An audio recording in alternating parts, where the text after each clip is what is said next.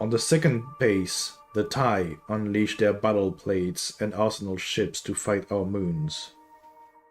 On the third pace, Oryx's war priest meets them in battle, and he is victorious. He paints the void with fire, he salts the earth with ash. On the fourth pace, Mengor and Kraadug, Dyad knights, go to the Raven Bridge, and they stand on it and kill the Tai for 10 years. On the fifth pace, the Tai Emperor Raven comes home to her bridge, and she cuts a moon with her talons. She cuts it open and kills its brood. On the sixth pace, Oryx speaks, saying, "Listen to me, Emperor Raven. I will describe to you the last true shape which is written on my tablet." And he puts out his fist, full of black fire, and he swallows up the Emperor Raven with a wound. Ayat, only Oryx knows this power, the power to take. On the seventh pace, the perfect Raven comes out of Oryx's wound, and she spreads her wings across Taishibeth. Never again is a Taishibethi child born. She is perfect. She enacts the will of Oryx. On the eighth pace, the Tithes say, "Listen, you are spoilers. You are sphincters and excreta. You rot. Why do you kill? We made sliver orbitals and golden star webs. We hatched eggs. We had a good thing. Our clothes were nice. Our food was famous. With one of her feathers, our emperor could have tickled the gods."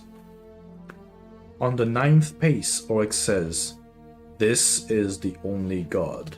This ability to dictate what will and will not exist. This power to go on existing. This is your God. It is never ticklish." On the 10th pace, the Taishibethi are extinct. Then Oryx says, "Listen, my siblings. Do you know what we have done? We have conquered our way to the edge of the deep. It whispers to me when I call on it, and it guides my flight. It says that we are at its threshold, and that I should come inside. I will go and speak to it." Which makes me think Oryx went and spoke with the witness. Verse 4:1. Battle made waves. Oryx went down into his throne world. He went out into the abyss, and with each step he read one of his tablets, so that they became like stones beneath his feet. He went out and created an altar, and he prepared an unborn ogre. He called on the deep, saying, "I can see you in the sky. You are the waves, which are battles, and the battles are the waves. Come into this vessel I have prepared for you." And it arrived, the deep itself. Verse 4:2. Majestic, majestic. Oryx, my king, my friend, kick back, relax. Shrug off that armor, set down that blade.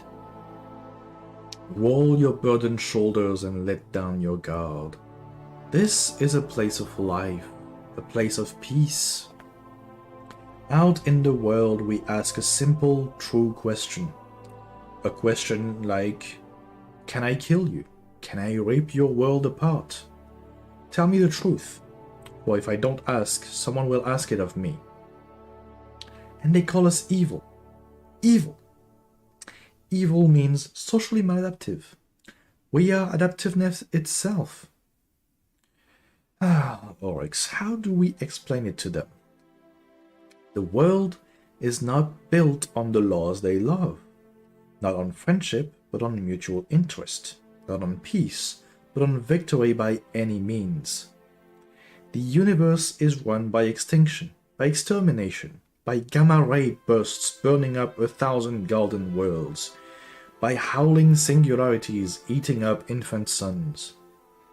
And if life is to live, if anything is to survive through the end of all things, it will live not by the smile, but by the sword, not in a soft place, but in a hard hell, not in the rotting bog of artificial paradise, but in the cold, hard, self-verifying truth of that one ultimate arbiter, the only judge, the power that is its own metric and its own source, existence at any cost.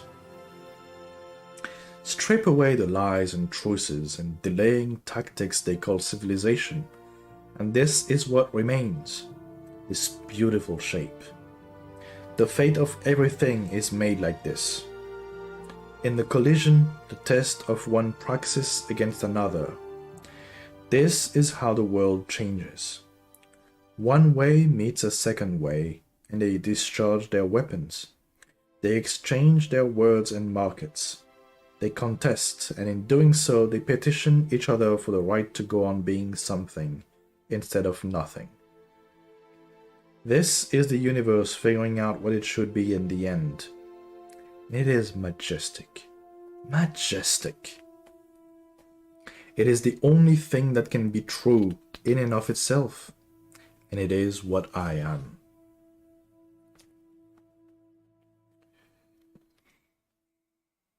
Verse 4:3. When do monsters have dreams? I'm walking down the road. I'm going to the orrery to talk to my dad, and I hear this noise, so I look back. And my sisters are behind me, and they're ripping up the road. They've got these huge swords, execution swords, and they're levering the stones out of the road. The stones are covered in writing. They're like tablets, and there's dirt underneath, full of worms. I need to get to the orrery before they catch up to me, so I start running, but right away someone trips me.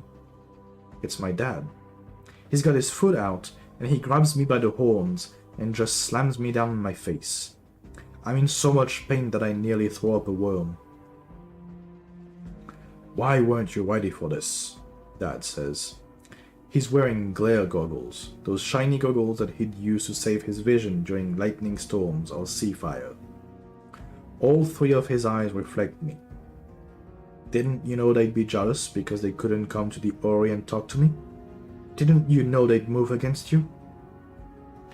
I start wailing like I'm 2 days old again, and I say, Dad, I thought you were my friend. I'm supposed to be safe here. But he just puts out his fist, and I realize he's laughing at me for believing him. Why did I think it'd be safe? In his fist, he's got a black sun, and he holds me by the throat and goes to tip the black sun inside me. I can see my jaws in his goggles. 3 reflections of my jaws with so many teeth. So I start eating my dad. I bite huge pieces off of him and I claw him up. I eat his legs and I eat his arms. And I eat his goggles and his eyes, and he says, good, good, this is majestic and true. But my sisters are still tearing up the road, so I don't know how to get back. Well, Oryx definitely has colorful dreams.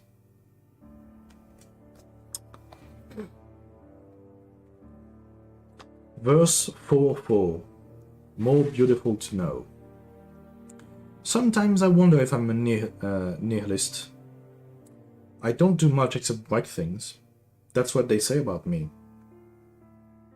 We could have had a great civilization if it weren't for that damn Oryx, that damn hive. They don't believe in anything but death. The only way to make something good is to make something that can't be broken. And the only way to do that is to try to break everything. I'm glad I learned that the universe reigns on death. It's more beautiful to know. But I'm lost somewhere strange. I think that Savathun and Zivu Arath are trying to steal the tablets from me. They must have cut off my tribute while I was away communing with the deep. I love them so dearly, No one else is clever or strong enough to try to break me. No one else can give me this gift. Once, long ago, I killed Zivurath on her war moon, and she blew up the whole moon to kill me with her. She was laughing in joy. I laughed too. A whole moon. A whole moon. It was a waste of a moon, but it taught me how to save myself from exploding worlds, which was necessary to fight the Ecumene. I love mighty Zivu that more than a moon loves the tide. I'll kill her for this. Over and over, forever and ever. When I get home from my wandering the deep, I will take back my throne. I'm going to have children. That's what I need. Sons and daughters to love and kill. Verse 4-5. This love is war. Zivu upon Oryx, uttered by Zivu Arath, sibling of Oryx. Betrayal. We have marooned Oryx within the deep. This is our obligation as Lords of the Hive, to make war upon each other, to eradicate weakness and make ourselves sharp. Obligations. Once I permitted Oryx to kill me so that he could gain the sword logic and overcome Aka our god. This left me trapped deep in my throne, but Oryx my brother made war upon the Ecumene, and in that war he described me, for I too am war. Thus I was resurrected. Resurrection. Savathun and I conspired to strand Oryx on his expedition, but I secretly believe that I will be stronger with Oryx to war against. Thus I describe him. A description of Oryx. When Oryx looks upon you, you feel that you may vanish if he looks away. The crest of Oryx's skull is as long as an arm. In the course of its life, a thought moves from one end to the other. Upon his crest I have painted a line in my blood, so that he will remember me. Each of Oryx's fangs has the precision of a finger and the acuity of an eye. Although he was born at the bottom of the universe and taught to burrow, Oryx has grown wings. The light of a wildfire shines through them. Oryx teaches, but he will not be taught. Oryx's body is corded with strength. His sinews and his muscles are strong as his children, and his children are the strength of him. Oryx wears a raiment of worm silk, made from the coal of gods. The voice of Oryx may cause two different numbers to become equal. Oryx, my brother, is the bravest thing I know. Upon fundament, he learned that we were the natural prey of the universe, the most frail and desperate things. He thought about this carefully, and he found a way to fix it. He made us strong. He will lead us into eternity. Oryx, my brother, loves me, and this love is war. Verse 4-6, Eater of Hope. You are Crota, my son. Welcome. I fought my way out of hell to make you. I fought my traitor siblings, and I fought the swarming corpse of Aka, and I cut my way back into my own court, the high war, which had been usurped. Once I had made war on Savathun and crippled her tribute so that she could never challenge me. And once I had tricked Sivu-Arath and poisoned her tribute so that she could never again try to take my tablets. And once I had arranged my own lineages so that I would be greatest among the hive and secure on my throne. Then I found a mother to make spawn. One of those spawn was you. Your life will be a battle too. You will have to win your place at the high war. I will give you nothing except this, your first sword. In this name I have prepared for you. We fight a war against false hope, Crota. We chase a god called the Traveler, a huckster god who baits young life into building houses for it. These houses are unsafe, for they cannot stand against my hive. And these houses are a trap, for they lead young life away from the blade and the tooth, which are the tools of survival and the means of ascension. Only when the Traveler is extinguished will the universe be free to arrange itself, and assume, by ruthless contest, its final perfect shape. A shape which depends on nothing but itself. Thus I name you Crota, Eater of Hope. There is an oath upon me, Crota, my son, an oath against the wretched Teox. This I do not give to you.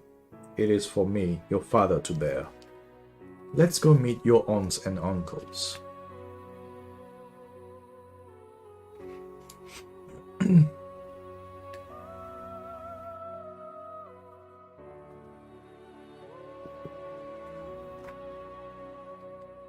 Verse 4:7. Shapes, points. Look at you.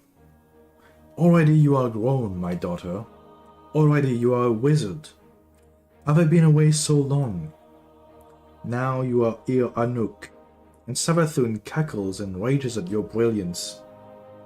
You have written 11 axioms describing Ascendant Places, our throne world. You have announced that you will kill one of these axioms, as Aka would kill the truth, and in mantling Aka you will become a god as I am. If you try it, I may kill you, or I may upload. Well done. I brought you this bitter acid for your celebrations. And you, Ir Alak, you are a wizard too, as is the way of twins. I have been with Zivu Arath, who complains that you have made a song and sung it in her throne world and killed everyone who listened, quite irrevocably. Will we have songs instead of swords and boomers? What have you made for me? It is a tooth shaped like death. I will keep it in my mouth. What have you written for me? It is the course of the Nisha thought ship. I will track it down. I made you by cutting one larva in half. It would not die. Each half grew into one of you. My sword is named Willbreaker, but it never broke you.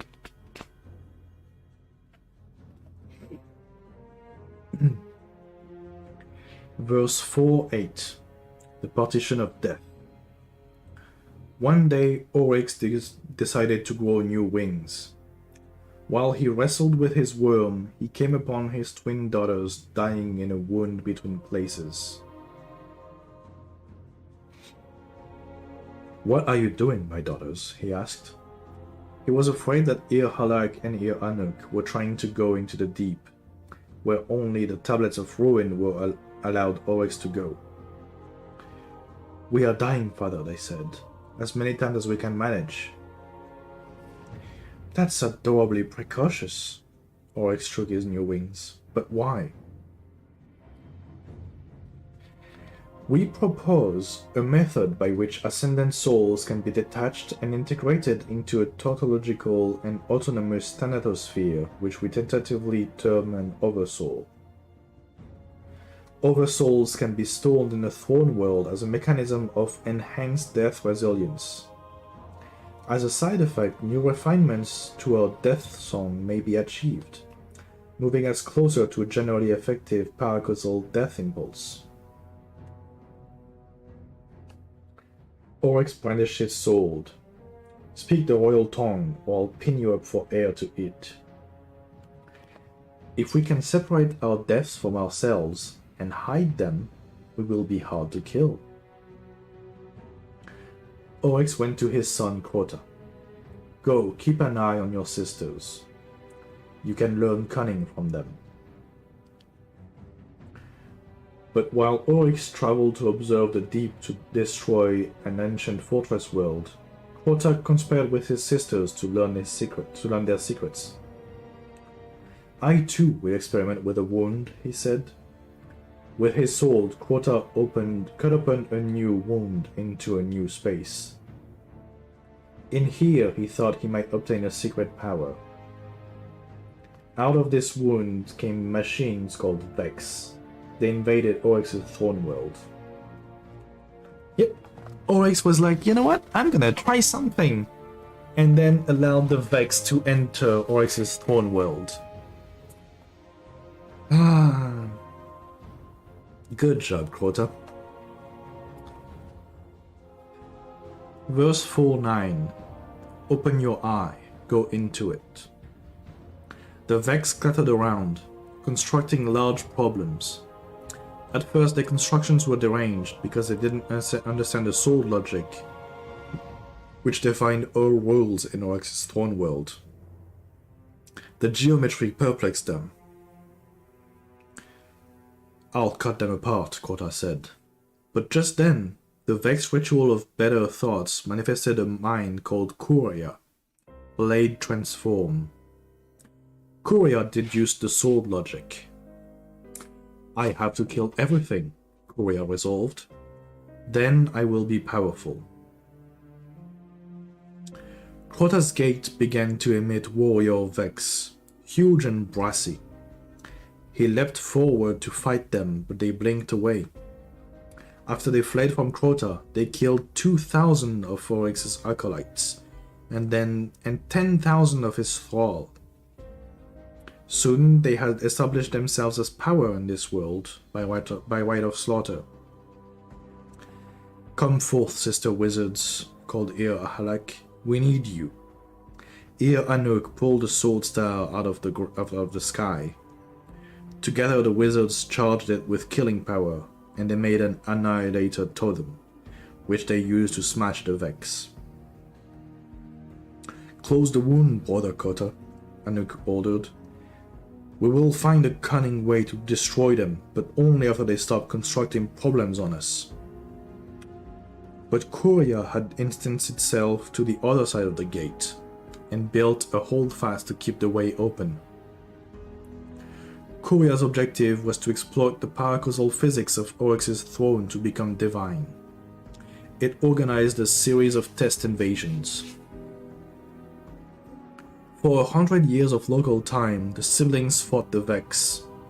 When the Vex came into the sword world, they were inevitably annihilated, but when the Hive went into the Vex world, they lost too much of their power to win. Father's going to eat our souls, Halak sighed. Kuria captured some worm larvae and began experimenting with them. Soon, Kuria Blade Transform manifested religious tactics. By directing worship at the worms, Kuria learned it could alter reality with mild ontopathogenic effects. Being an efficient machine, Kuria manufactured a priesthood and ordered all its subminds to believe in worship.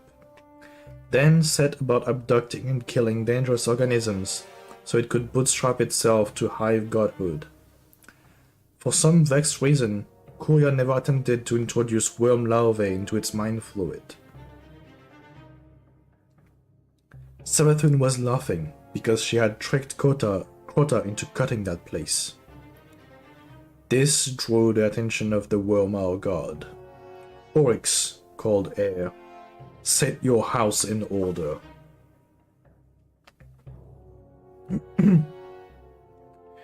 Verse 4:10. An emperor for all outcomes.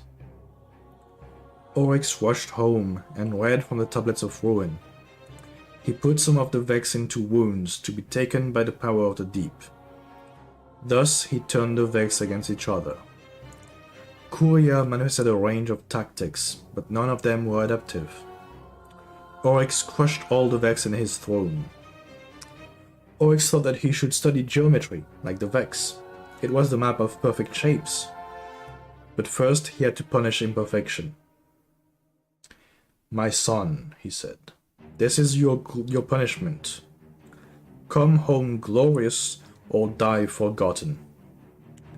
He picked up Crota by the legs and threw him into the Vex gate network. Crota battled through history, becoming a legendary demon.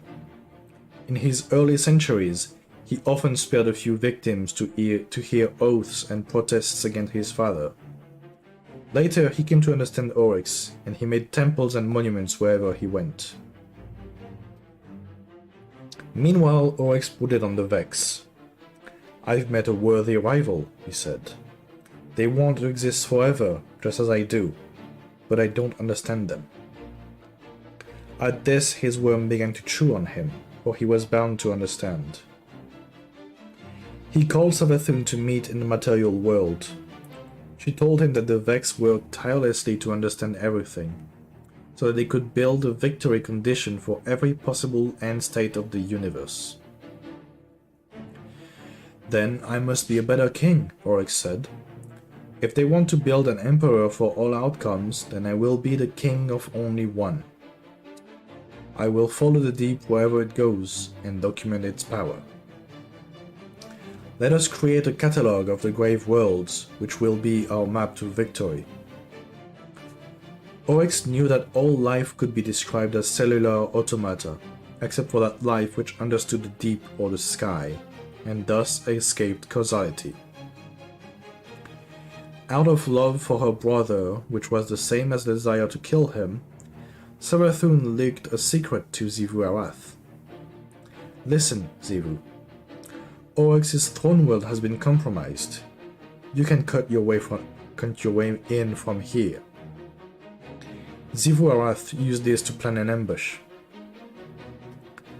But Oryx was too canny. The Tekken King said to his court the High War, "My throne world is vulnerable. I am going to move it." "Where?" asked Kaguro, World Render. "Into a mighty dreadnought," said Oryx. "I shall keep my glorious mind cosmos inside a titanic warship." So yeah, Oryx has an interesting way of punishing his son by yeeting him into the Vex world. That's one way to do it, I guess. Verse 4:11. Dreadnought. To make his ship, Oryx scrimshawed one piece of Aka, who was dead but far from gone. He stole the hammer of Xivu Arath and the scalpel of Savathun, and he armored his ship in baleful armor. Yeah, the Hive definitely have some tough love. When Oryx had built his dreadnought, he pushed his throne world inside out so that it bled into the material space of the dreadnought. They were coterminous and allied, his ship and his sin. The dreadnought was within the throne world of Oryx, but the throne world of Oryx was the dreadnought. Ayat. This required a verse from the Tablets of Ruin. The whole court worked together to push Oryx's throne inside out. This was a day of joyous violence, and all of Oryx's broods mark this holiday as Aversion Day, which is celebrated by turning things inside out. Ouch. Saith Oryx, "Go out into the universe, my court, gather your tribute for me. Send it home to my ship. When I call you, walk of that tribute to my court. I will prepare for long voyages. I am Savathun Insidious. Into the war. I graffiti this notice for you. Into the deep. These books are full of lies." Now Oryx's throne was safe from incursion, because it moved so nimbly. Oryx attacked the Harmonious Flotilla, Invincible, who guarded the Nesha Thought Ship. When the flotilla surrounded his dreadnought, Oryx put his sword into the hull, and he used the power of the deep, and the clever systems his daughter built, to push his throne world out into mere reality. By wrath and confidence, he filled space with an egg of his throne. It swelled up like a ghost star to smash the Harmonious Flotilla Invincible. Oryx broke the last word of their name. In the Nisha thought ship, Oryx hoped to find the location of the gift mast, which had been left behind by the traveler. Oryx wanted to eat it. But the thought ship was a trap. Upon it was Kuria, blade transform. And here we see Savathun trying to, incept herself into our thoughts with saying that Shugrafity didn't notice amongst Oryx's words to tell us that these books are full of lies. The thing is, she is the High God of Trickery, so she could be telling the truth, which would then make us doubt what is said here, giving her power, or she could be lying, and we might believe her, which would give her more power. But also the simple act of doubting whether she's telling the truth here or not is giving her power in the first place.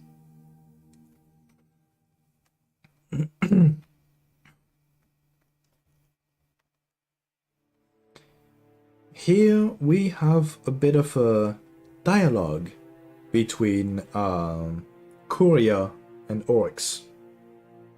So when it's just specific words, it's Kuria, the rest is Oryx. Interdict. Simulate worship. I am going to kill you. I am going to salt my meat with your briny little thoughts. I am going to cook flesh on your broken molten hull. Insinuate, subvert, replicate. This ship is my throne. You want to take it from me. You want to fill it up with your own spawn and use it for your